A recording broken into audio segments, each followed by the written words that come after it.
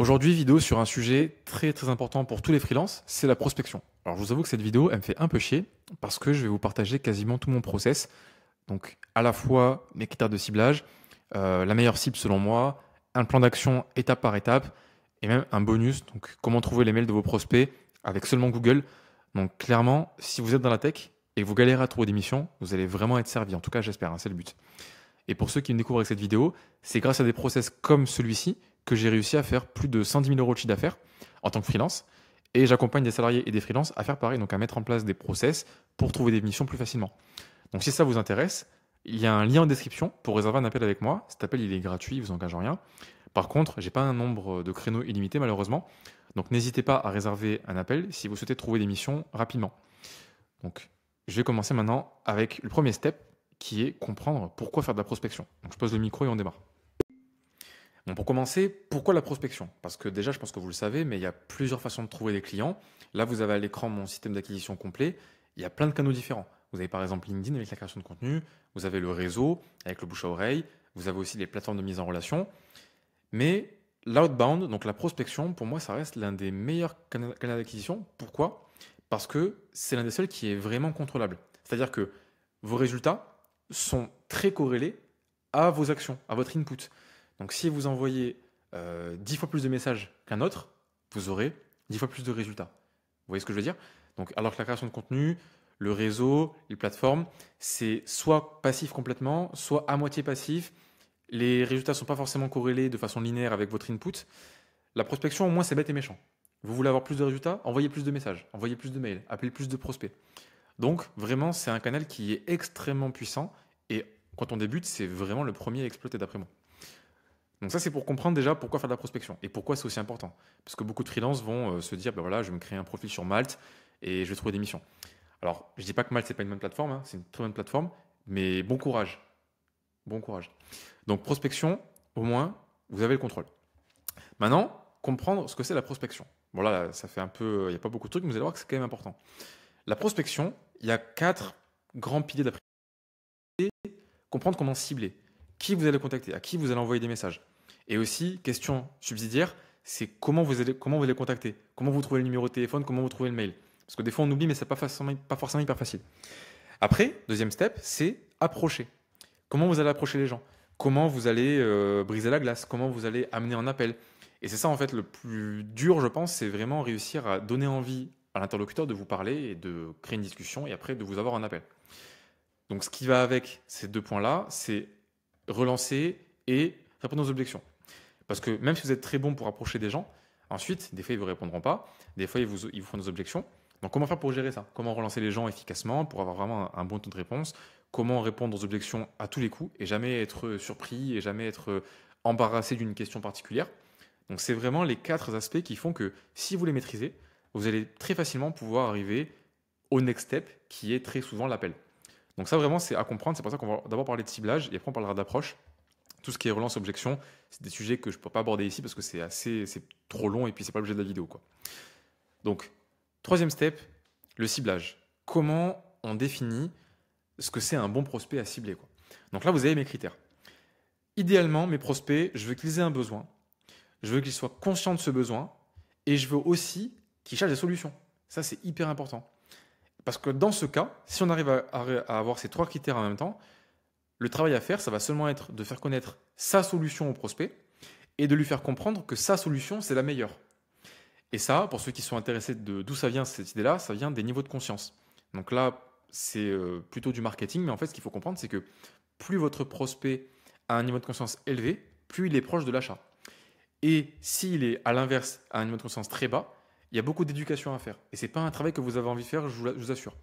Donc là, en gros, si on reprend les critères que j'ai là, ça veut dire que en fait, moi, les gens que je veux cibler sont au niveau 3 minimum. Je ne prends pas des gens qui sont avant.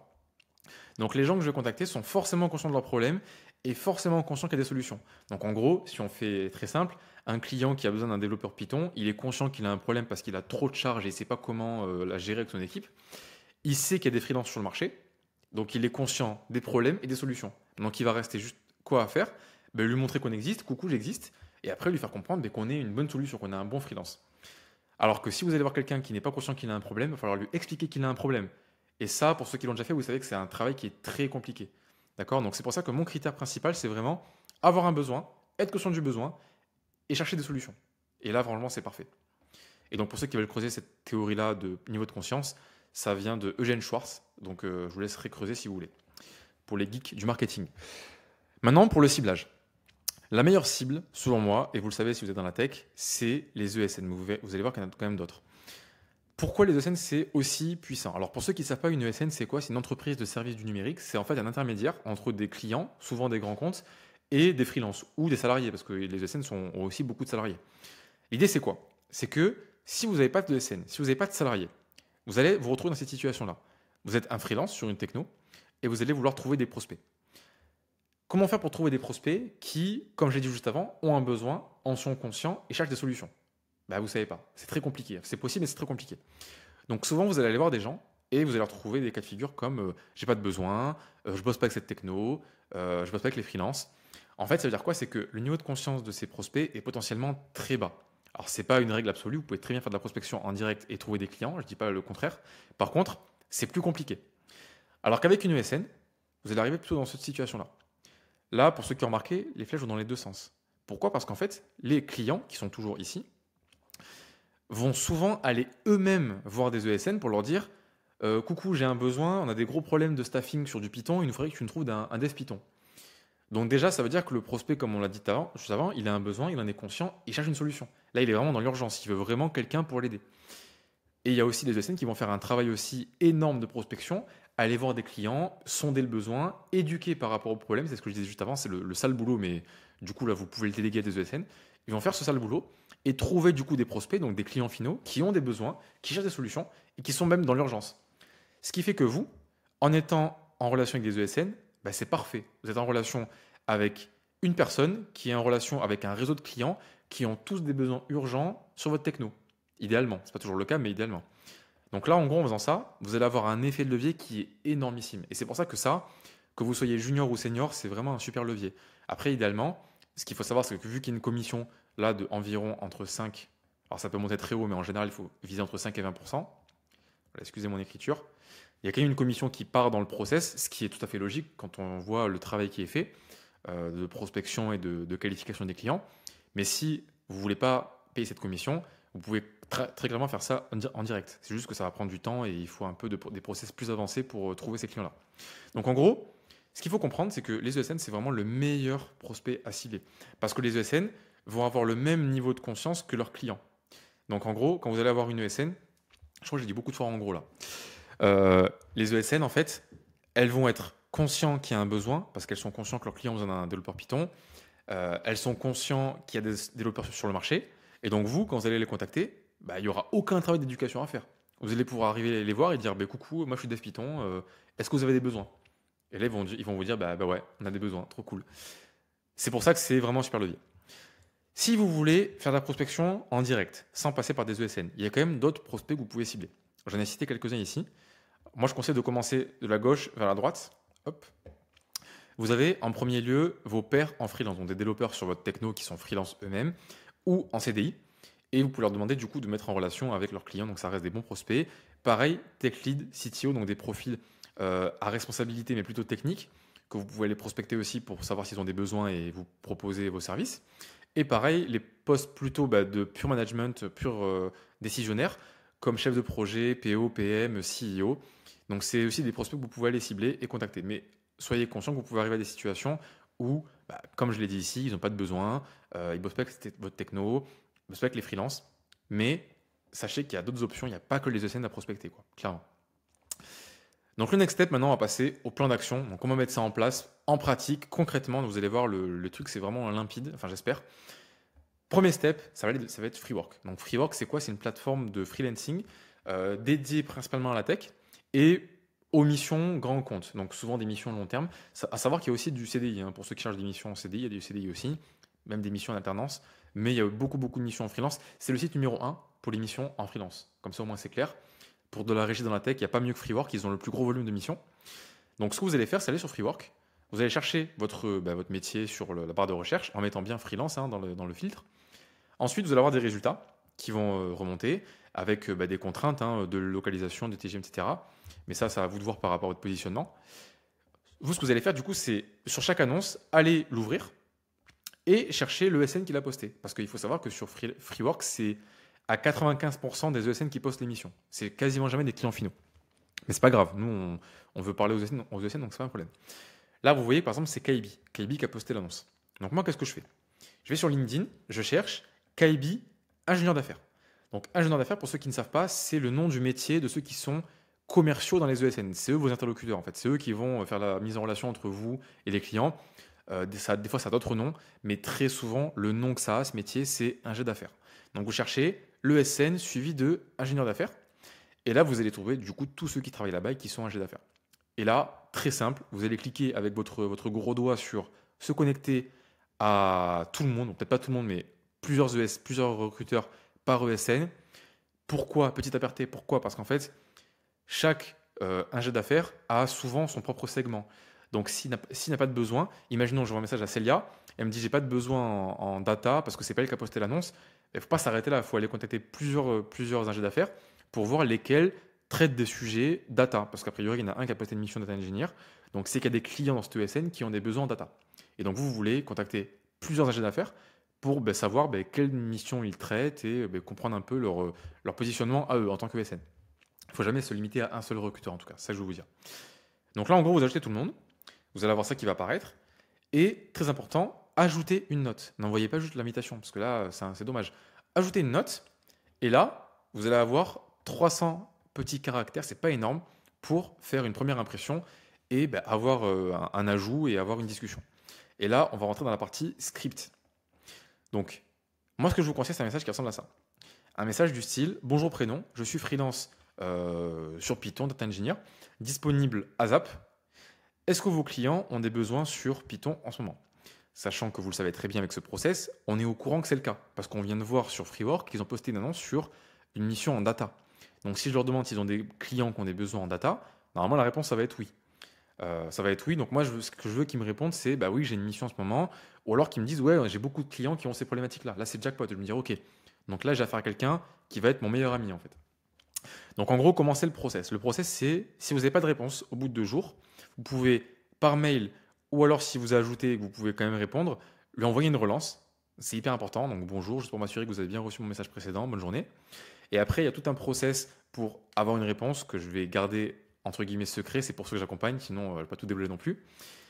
Et si vous avez une réponse au bout des 2 jours, enfin la personne vous ajoute, là vous allez avoir la réponse à la question. Est-ce que le client a des besoins? Est-ce qu'ils ont trouvé quelqu'un? Est-ce qu'en général ils ont des besoins data?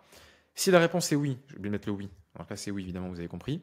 Si la réponse est oui, il va vous demander juste après, parce que vous ne l'avez pas envoyé là, votre CV et votre TJM sûrement. Donc là vous l'envoyez, il n'y a pas d'embrouille.